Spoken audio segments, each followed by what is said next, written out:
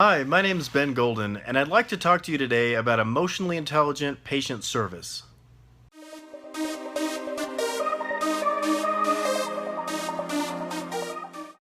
To help a patient, we need to look at their situation and the different pressures that they're facing. There's three different main pressures. One is financial, one is family, and one is confusion.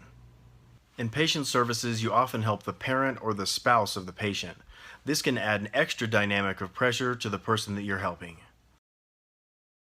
Added pressure can come from financial difficulties, and a patient may actually fear that they can't have further treatment. Further pressure could come from confusion, so terms thrown out like EOBs, deductibles, copays, co-insurance, all of these different hard to understand terms can add a lot of pressure to a patient. So with these pressures in mind, we want to look at what the patient's response might be. Someone who's under pressure may become more aggressive. They may push to go faster or want instant results. Another pressure response may be to make things personal. This person may call another person by their name or blame them personally for their issue.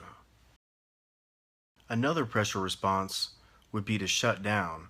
Someone may not want to handle the situation, the pressure may be too much for them, and they may avoid the issue altogether. And the last pressure behavior is indecision. The patient may not be able to make a decision because there's so much pressure.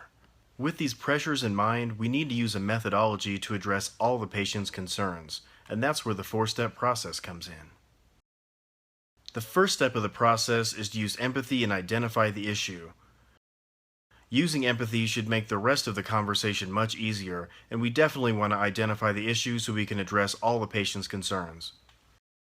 It's very important to use a willingness statement when going from the empathy phase of the call to the probing phase. We want to tell the patient that we are going to help them.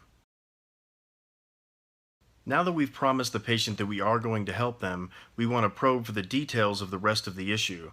That includes active listening and asking lots of questions. Now that we've used active listening and probed for all the details from the patient, we can present a proper resolution. The last step is a check back to ensure that the resolution we provided makes sense to the patient. This will ensure that there's no negative downstream impact. And those are the four steps to great patient experience. I hope you found them helpful. My name is Ben Golden. Thanks again.